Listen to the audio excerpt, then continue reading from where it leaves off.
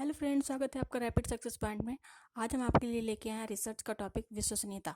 ठीक है, इसके पहले हम लोगों ने पढ़ा था मापन क्या है, उसका अर्थ, परिभाषा, फिर मूल्यांकन पढ़ा। आज हम आपके लिए रिसर्च में लेके आए हैं विश्वसनीयता टॉपिक। ठीक है, रिलायबिलिटी।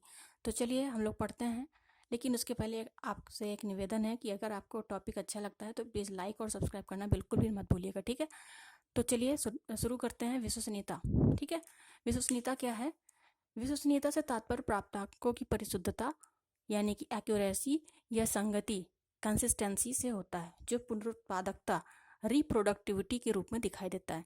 यानी कि विश्वसनीयता क्या है? प्राप्तांकों की परिशुद्धता। कोई परीक्षण होता है, उसमें जो प्राप्तांक हमें प्राप्त होते हैं, ठीक है, उनकी एक्यूरेसी और उनकी संगति। संगति का मतलब जो हमारे वास्तविक प्राप्तांक हैं, यानी कि पूर्णांक, जो हमने औसत रखा है उस रिसर्च का, उस परीक्षण का जो हमारा औसत है, उससे जो हमारे उस परीक्षण में जो हमारे अंक प्राप्त हुए हैं, प्राप्तांक जो हमें मिले हैं, उनके बीच में कितनी बॉन्डिंग है, कितनी कंसिस्टेंसी है, कितनी एक्यूरेसी है, इसी को विश्वसनीयता कहते हैं। ठीक है, विश्वसनीयता के प्रकार कितने प्रकार की होती है? 2 प्रकार की होती है, कालिक विश्वसनीयता और आंतरिक विश्वसनीयता। कालिक को टेम्पोरल भी बोलते हैं। तो ये क्या है कालिक विश्वसनीयता? कोई परीक्षण जब वर्तमान में तथा कुछ समय बाद भी संगत परिणाम देता है, कोई परीक्षण जब वर्तमान में तथा कुछ समय बाद भी संगत परिणाम देता है तो वो कालिक संगति कहलाती है या कालिक विश्वसनीयता कहलाती है। जैसे TAT, thematic apperception test, CAT, child apperception test, Rorschach मसी परीक्षण, जो हमारे बुद्धि से जुड़े हुए या व्यक्तित्व से जुड़े हुए जो हमारे परीक्षण हैं, वो कालिक संगति के अंतर्गत अगर हम इनमें परीक्षण करते हैं तो जो परीक्षण में परिणाम प्राप्त होता है, तो वो आज जो हमें प्राप्त हुआ है, कुछ समय बीतने के बाद जब हम इन्हीं परीक्षणों को फिर से अप्लाई करते हैं तो हमें उनमें परिणामों में ज़्यादा कुछ अंतर दिखाई नहीं देता। तो इसका मतलब क्या होता है कि उनमें कालिक संगति है या कालिक विश्वसनीयता है। ठीक है, इतना समझ में आ गया आपको? कालिक संगति क्या है? कोई परीक्षण जब वर्तमान में तथा कुछ समय बाद भी संगत परिणाम देता है तो वो कालिक संगति या कालिक विश्वसनीयता कहलाती है। दूसरा हमारा क्या है? आंतरिक, इंटरनल। ठीक है, इंटरनल संगति, किसी परीक्षण को इवन, ऑड या किसी अन्य आधार पर 2 सेटों में बांटकर प्रशासित करना। प्रशासित करना मतलब कक्षा में या कहीं किसी सामाजिक परिस्थिति में, समष्टि में, या जो हमारे कह सकते हैं कि किसी परीक्षण का जो हम लेते हैं कि ये हमारी पूरी समष्टि है, जनसंख्या है, या जो हमारे सैंपल्स हैं, उनमें जब हम अप्लाई करते हैं तो उनके प्राप्तांकों में जो समतुल्यता होती है वो आंतरिक संगति कहलाती है। किसी परीक्षण को इवन, ऑड या अन्य किसी आधार पर, इवन ऑड के आधार पर हमने जैसे पहले क्वेश्चन नंबर 1, 3, 5 ऐसे कर लिया, या फिर 2, 4, 6 इस आधार पे बांट लेना, या किसी अन्य आधार पे जब हम बांट लेते हैं तो उनके सेटों में हमने बांट कर उसको अप्लाई किया उस समष्टि में, और उनके प्राप्तांकों में जो समतुल्यता, जो समानता आई, उसे हम कहते हैं आंतरिक संगति। जैसे कि उपलब्धि परीक्षण, कोई कक्षा में जो अध्यापक द्वारा बनाया गया उपलब्धि परीक्षण होता है, ये अगर उसने उसमें से 50 एकांश रखे हैं, उस परीक्षण में 50 एकांश है, 50 क्वेश्चन है, ठीक है, तो 25-25 क्वेश्चन के 2 सेट बना लिए इवन ऑड के आधार पे, और उसको कक्षा में प्रशासित किया गया, और उन्होंने उसके आधार पर तय करना कि ये परीक्षण कितना विश्वसनीय है। ठीक है, अब ये टॉपिक हो गया हमारा विश्वसनीयता के प्रकार। आगे हम पढ़ेंगे विश्वसनीयता को प्रभावित करने वाले कारक। विश्वसनीयता को प्रभावित करने वाले कारक कौन से हैं? 2 प्रकार के कारक हैं, बाह्य कारक और दूसरा है आंतरिक कारक। ठीक है, पहला कौन सा है? बाह्य कारक। बाह्य कारक और दूसरा है हमारा आंतरिक कारक। विश्वसनीयता को प्रभावित करने वाले 2 कारक हैं, बाह्य कारक और आंतरिक कारक। बाह्य कारक कौन से हैं?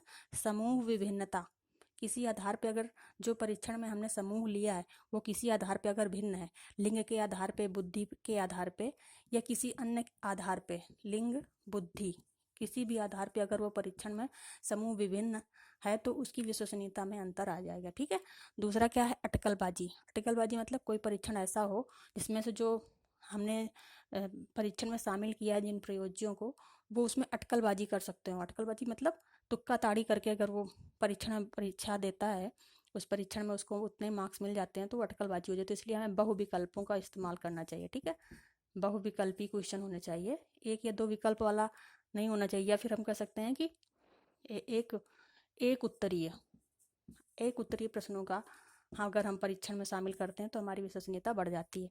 तीसरा है वातावरण दशाएं। जो वातावरण की दशाएं जैसे जाड़ा, गर्मी, बरसात, अगर अधिक सर्दी है, अधिक गर्मी है, तो इससे भी जो प्रयोज्य है उसकी मानसिक स्थिति प्रभावित होती है। ठीक है, अधिक गर्मी है और व्यवस्था ठीक नहीं है बैठने की, तो इससे हमारी जो प्रयोज्य की जो परीक्षण देते समय जो स्थिति होगी वो गर्मी की वजह से उसका ध्यान परीक्षा में नहीं जाएगा।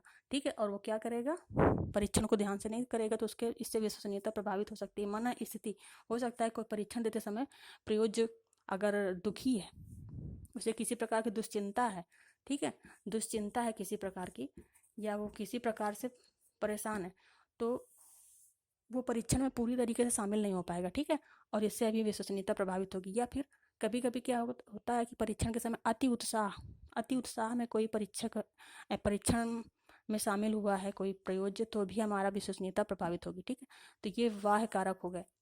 दूसरी तरफ हम देखते हैं आंतरिक कारक कौन से हैं विश्वसनीयता को प्रभावित करने वाले।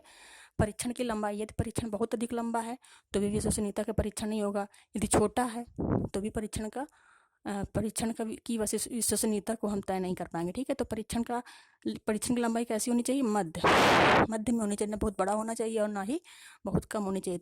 दूसरा क्या है, एकांशों की समरूपता। जो प्रश्न है उनमें समानता नहीं होनी चाहिए, एक ही जैसे ही प्रश्न नहीं पूछे गए होने चाहिए। ठीक है, प्रश्नों में अलग अलग अंतर होना चाहिए उनके, वो क्या पूछना चाह रहा है, उसका विषय क्या है प्रश्न का, वो सभी के अलग अलग होने चाहिए। एक ही विषय को पूछने वाले या उनके शब्दों में बहुत अधिक कठिनता नहीं होनी चाहिए कि प्रयोज्य उन प्रश्नों का उत्तर देने में कठिनाई का अनुभव करे। तीसरा है एकांशों का कठिनता स्तर। जो कि अभी इसमें जो हमने बोला, एकांशों का कठिनता स्तर, समरूपता नहीं होनी चाहिए। एकांशों कठिनता स्तर मतलब भाषा इतनी आसान होनी चाहिए कि जो प्रयोज्य शामिल हुआ परीक्षण में वो भाषा को समझ के सही उत्तर दे सके। अगर भाषा अधिक कठिन होगी तो हमारी आंतरिक संगति उससे प्रभावित होगी या विश्वसनीयता प्रभावित होगी। विभेदन शक्ति, प्रत्येक एकांश अलग अलग करता हो, मतलब कि प्रत्येक एकांश दूसरे एकांश से भिन्न हो, उसमें से प्रयोज्य सफल और असफल जो प्रयोज्य हैं उनको विभेद करने की क्षमता हो, उनको अलग करने की क्षमता हो। वस्तुनिष्ठता यानी कि उनका मापन संभव हो। ठीक है, ऐसे वस्तुनिष्ठ परीक्षण में इतनी वस्तुनिष्ठता होनी चाहिए कि उनका मापन किया जा सके। ठीक है, या फिर किसी परीक्षण से उसकी विश्वसनीयता को मापा जा सके। ठीक है, तो ये हो गए हमारे आंतरिक कारक और ये हमारे बाह्य कारक। तो ये हो गया विश्वसनीयता टॉपिक। अगर आपको ये समझ में आया है और लगा है कि ठीक है, तो जैसे भी आप कमेंट करेंगे उस आधार पे हम आगे के टॉपिक पे भी डिस्कस करेंगे। हाँ, लेकिन आपका अगर ये टॉपिक ठीक लगा है तो आप प्लीज़ लाइक और सब्सक्राइब करना बिल्कुल ही मत भूलिएगा। ठीक है, धन्यवाद।